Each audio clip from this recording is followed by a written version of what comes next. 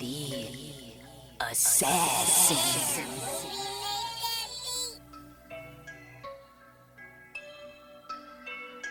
You know I break necks, call me Jack Tate. I have no regrets while your life is fading. I'm a crazy fuck equivalent to Satan. When I'm behind the mic, I feel like the greatest. You know I break necks, call me Jack Tate. I have no regrets while your life is fading. I'm a crazy fuck equivalent to Satan. When I'm behind the mic, I feel like the greatest. What up, y'all? You're listening to Sports Talk with Tropp, and I'm your host, Katie Tropp. Well, feeling a lot better than when I was on Monday's show with the throat issues. Still lingering today, but not too bad. I do have the water to the side on the off chance I start to choke again, because definite possibility with all the talking that I do. But that is life. Sometimes shit like that happens. So who knows? Whatever. But let's get to the week that was the NBA. We actually did have a couple of pretty big injuries strike in the NBA, beginning with LeBron James of the Los Angeles Lakers. He's going to be out at least the next 3 weeks. He suffered a foot tendon sprain earlier in the week. While watching the game, it looked like it was going to be a lot worse of an injury than it ended up being.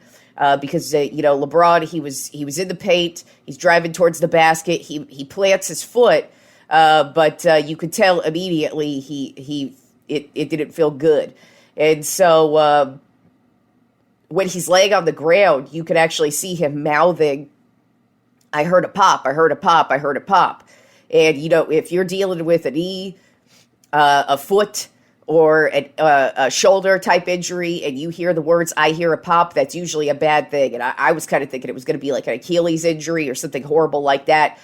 Turns out it was just a foot tendon sprain, but it is going to keep him out at least the next 3 weeks, and they will reevaluate him in 3 weeks and see where he's at. But definitely not going to be helping the Lakers' case. They are definitely on the outside looking in for the last playoff spot. So with LeBron out, I didn't really think they were going to make some type of a run anyways. But now I really don't think they're going to be making a run. So LeBron James is definitely going to be out at least the next 3 weeks. Then LaMelo Ball of the Charlotte Hornets, he is now out for the entire season, suffering an ankle injury. And sorry, I had to take a sip of water there, but so he's out, and that's just bad news. I mean, he's been suffering injuries the last couple of seasons, but he's such a talented player. And, Charlotte's not that great of a team, but he was definitely making them a competitive team. So, really not a good thing for the Charlotte Hornets. Then we also had a couple of really good games this week, or good performances as well in the NBA, beginning on Monday night. The New York Knicks beat the Boston Celtics 109-94, and Jason Tatum was actually ejected during the game, the first time he's ever been ejected in his entire career. So, big win by the Knicks, and they actually dominated the majority of the game. And getting their best player ejected, it's always a big deal. Then on Tuesday night, Nikola Jokic, he struck again, scoring his 100th career triple-double. He dropped 14 points, 11 rebounds, and 10 assists on the Houston Rockets. Denver Nuggets got the big win, 133-112. Then on Wednesday night, Kevin Durant made his debut with the Phoenix Suns, and it was a very solid debut. He dropped 23 points, went 10 for 15 on shooting, field goals, and they also got the win against the Charlotte Hornets, 105-91. So very solid debut from Kevin Durant. Booker also had a big night. He went for over 30 points. I believe he had something like 37 points. I didn't write it down, but it was a big game for Kevin Durant, and the Phoenix Suns starting to heat up at the right time. And then last night, so far, the Kyrie Irving experiment has not been working out for the Dallas Mavericks. He really hasn't fit in. They've only won one game so far that he and Doncic have played together. And last night they finally did get a big win against the Philadelphia 76ers, 133-126. Doncic dropped 42 points and had 12 assists. Kyrie Irving had 40 points and 6 assists. So between the two of them, they scored 82 points. And they just really had a big game. So it's nice to finally see that working out. But so far, hasn't really been working out. And that says a lot because the Western Conference is still up for grabs. And so far, the Mavericks don't look like they're a team that really even wants to win the Western Conference, let alone make any type of a playoff run. But so far, not that great. But they finally did get a good win against a good 76ers team last night. And then I did bring up on Monday's show a topic about Dan Snyder, the current owner of the Washington Redskins football team Commanders. He's in the process currently of attempting to sell the team. Who knows if it's for real or not?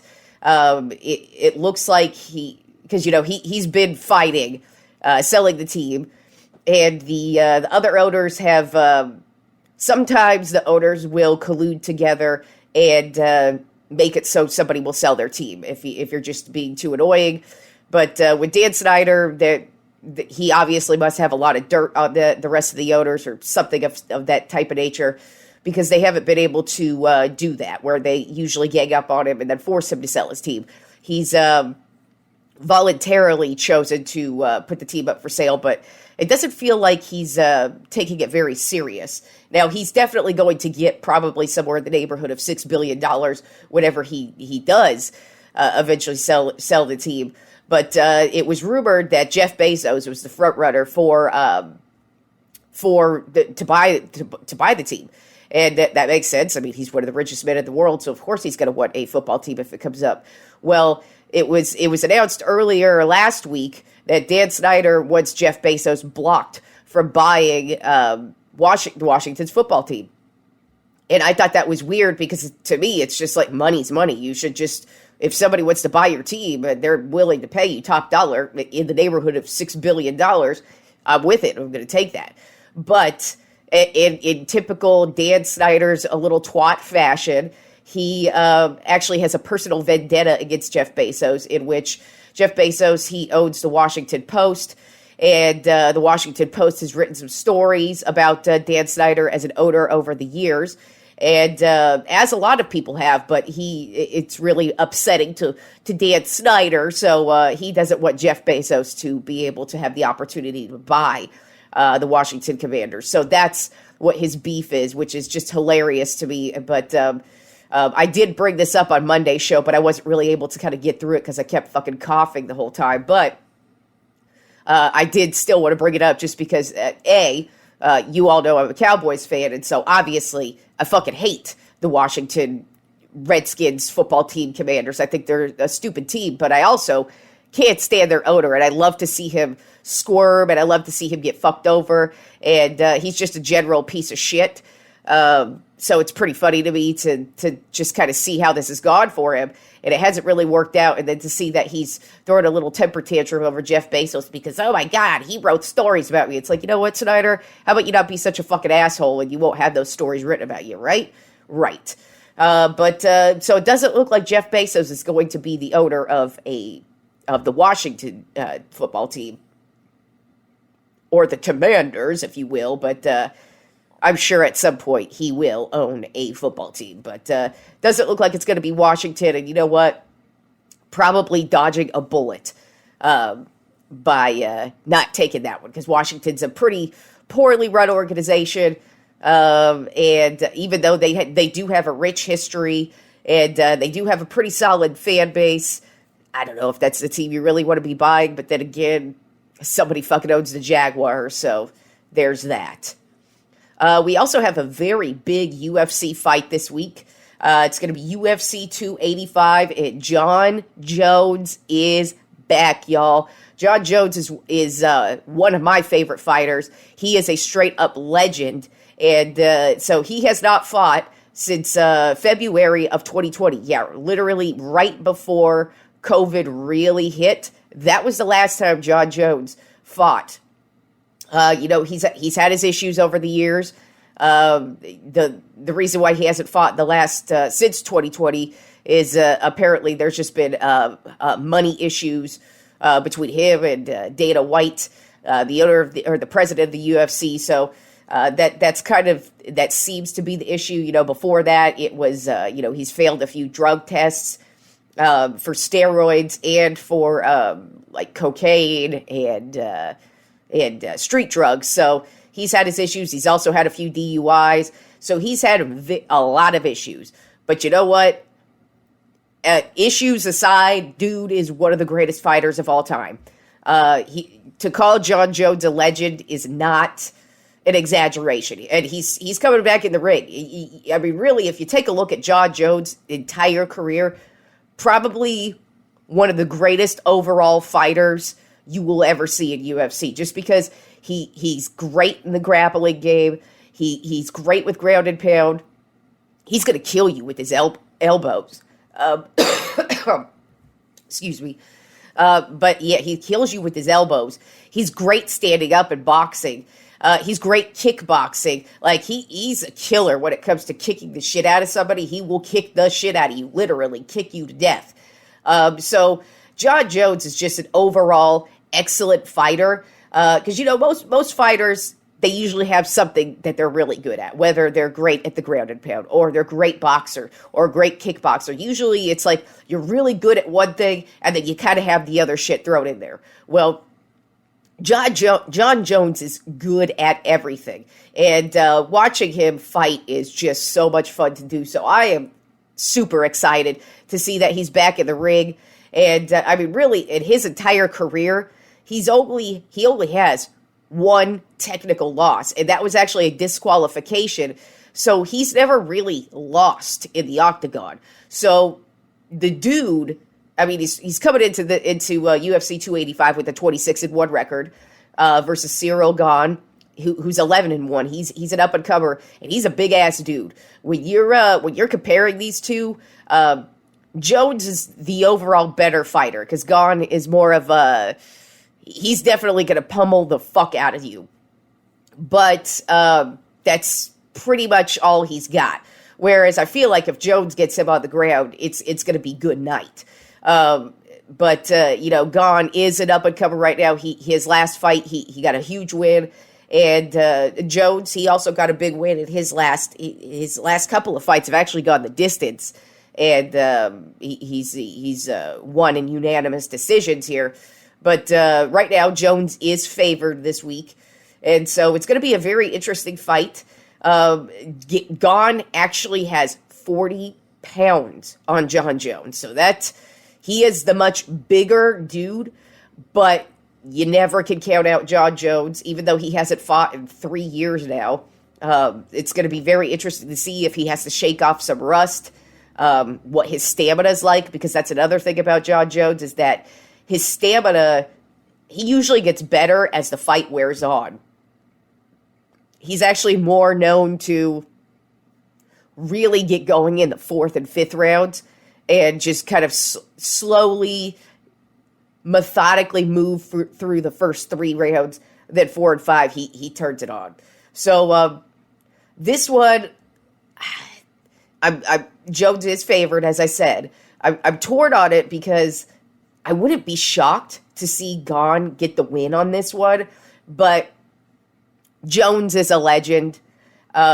He's had plenty of time to prepare for this fight, and with that being said, I'm going to go ahead and take Jon Jones in this one. I think he's going to get a submission in this one. I don't think it's going to be a knockout, but I don't think it's going to go the distance. I'm going to take a submission in 4 rounds. I do think Gane will give. He'll make it a good fight, but then once Jones gets him on the ground, I feel like it's going to be over for him, and Jones, I feel like, is going to walk away with the win this week. So we'll see. It's going to be an interesting fight, to say the least. And with the return of Jon Jones, I decided this week's Trop 5 list is going to be the Trop 5 Jon Jones Fights, because he is a legend. He is, in my opinion, so much fun to watch. And I hope that this is the beginning of him continuing to fight as well, because, he used to fight all the time. But now, he hasn't fought in 3 years, and he's just had all these issues, and he is only getting older. Now he's fucking 35 years old. So, he only has so much time left, but this is going to be a good one for him. But he's had so many great fights throughout his career, and it was difficult to whittle it down to 5. I actually have an honorable mention on here as well. So let's get it started with the Trop 5 Jon Jones Fights, beginning with the honorable mention. This is only an honorable mention for one reason. If what happened in the aftermath of the fight didn't happen, to me, this would probably be definitely a top 2 fight, if not number 1. But it definitely is a fun fight, and I don't care what the aftermath happened, but it's UFC 214. The second time he faced Daniel Cormier. In their first matchup, it did go the distance, and it did end up being a unanimous decision in which Jon Jones would get the win. But this time around, it was much more of a dominating matchup for Jon Jones. Like, he really just took it to Cormier. Now, Cormier is also a legend in his own right in UFC. So this fight took place July 29, 2017 in Anaheim, California. And what I loved most about this fight is that Jon Jones, he has won in many different ways. He will knock you out. He will get you to submit. He'll go the distance. He has done it all. He really actually hasn't had a fight where he's been down at any point. Other than one of these, which is actually in my top 5, but we'll get there when we get there. But this one, he kicks Cormier right in the head in the 3rd round. And you can see it stuns Cormier. He kind of backs up, and then he starts backing up into the fence. And then Jones just starts throwing a bunch of punches, and boom, boom, boom, he gets the win. And it was just a really excellent fight to watch. I mean, Cormier is going in. He wasn't scared at all. The both of them were trading barbs, but then you could just see as it was going on, Jon Jones really started to get it going. And then once he kicked him right in the head, boom, all done, all over with.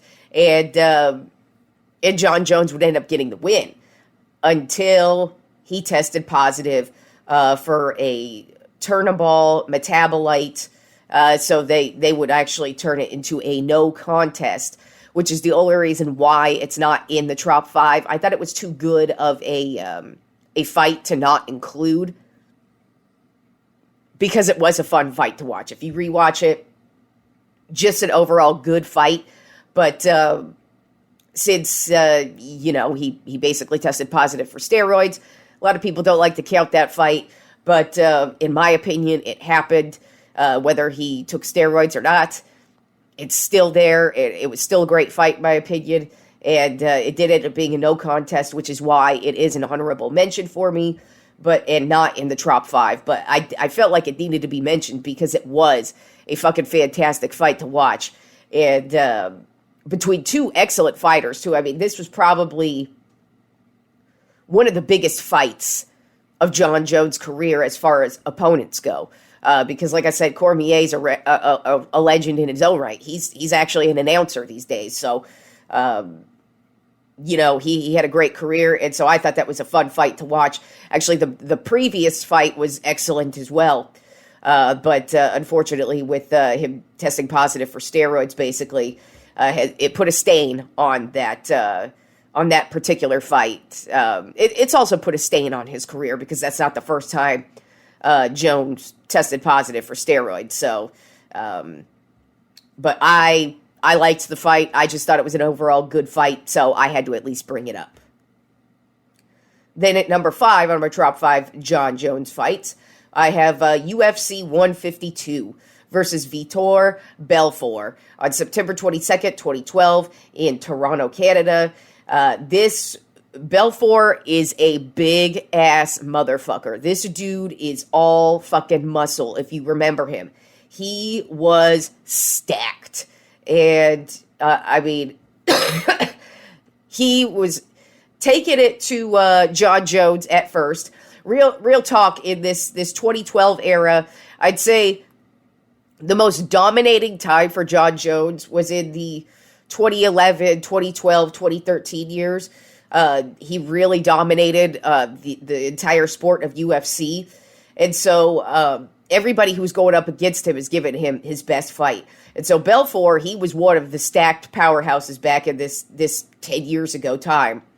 And at first, he was making it a decent fight, but as the fight wore on, it just really started to get away from him. And as I told you, Jon Jones is the type of fighter who, whereas the fight goes on, he usually gets better and usually gets stronger. And he usually wears you out in the first couple of rounds, and you may win a couple of rounds, but he's going to make sure that you start wearing down in the last couple of rounds so he's able to get the win at the end. And in this particular fight, he ended up getting Belfort in a key lock submission in the fourth round, and he would walk away with this win. But it's a fun one to watch just because Belfort is stacked compared to Jon Jones. I mean, Jon Jones is built himself, but Belfort is just all pure muscle, and he got his ass beat by Jon Jones. Then at number 4 on my Tropp 5 Jon Jones fights, I have UFC 140 versus Lyoto Machida. This took place December 10th, 2011 in Toronto. And what is awesome about this one, Machida is also built like a champ. I mean, I guess most UFC fighters are built like champs, but this guy in particular, he was just Muscles McGee himself. And he really took it to Jones. I mean, he wasn't scared. He was coming in with punches, and it looked like he was going to make this a big fight. But Jon Jones was like, nah, bitch. He would get him eventually in a guillotine choke in the second round, and he would literally put Machida to sleep.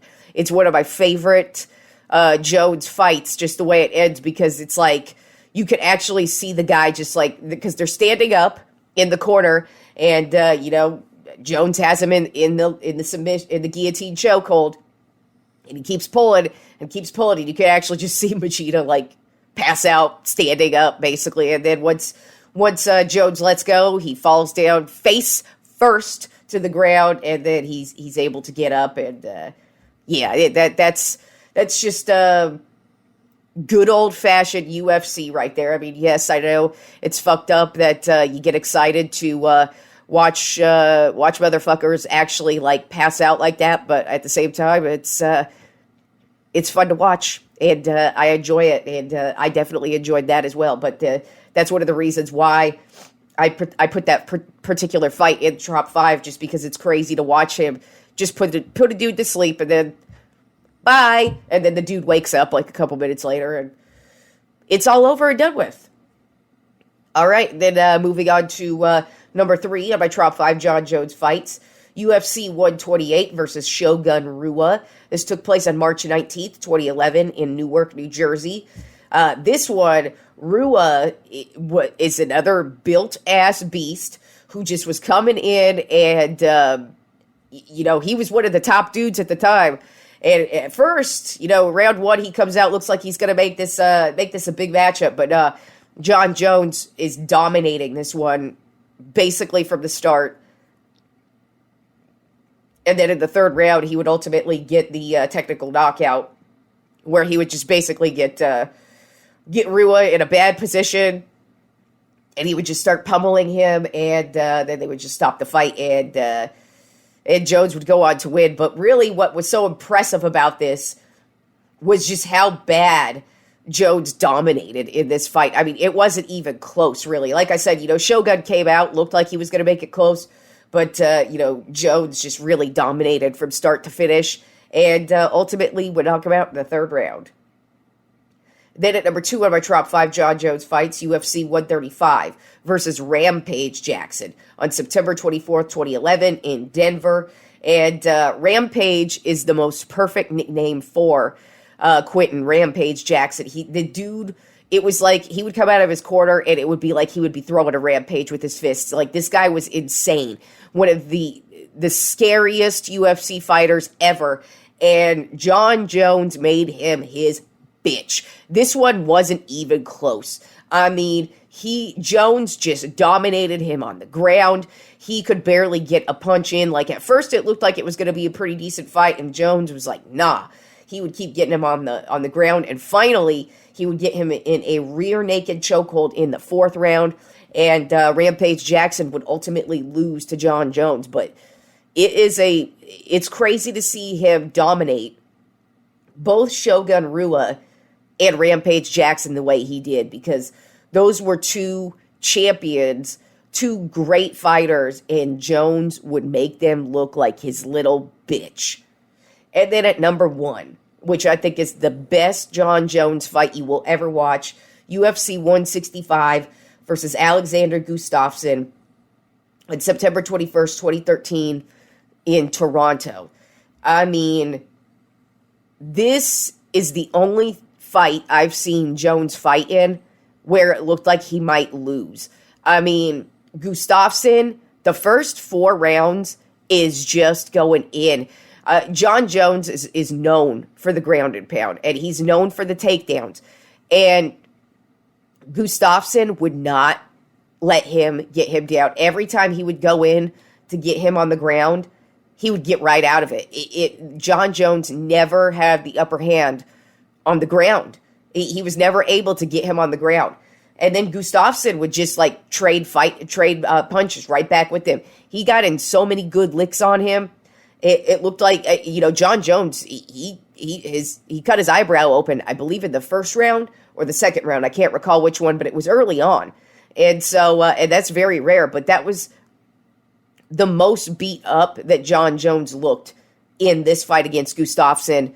And, I mean, it's honestly questionable who won this one. I really only think Jones got the win because Gustafsson was winded by the 5th round. So, it was a huge, huge fight for Jones. The reason why I put it at number 1 is just because it was a struggle for Jones, and it was actually questionable on whether or not he was going to get the win, which he did, but Gustafsson really, really put up a great fight. And so that's my top 5 Jon Jones fights. We'll see what he's able to do this weekend against Cyril Gane. Like I said, I've got him winning this one, but I expect Gane to give him a run for his money and make this a decent fight. So we'll see how it goes for Jones. And like I said, hopefully this is the beginning of him doing a few more fights. And because he's getting up there in the age, but he's a spectacular fighter and he's fun to watch. And we'll see what he's got going for him this weekend. So I will talk to you fools on Monday.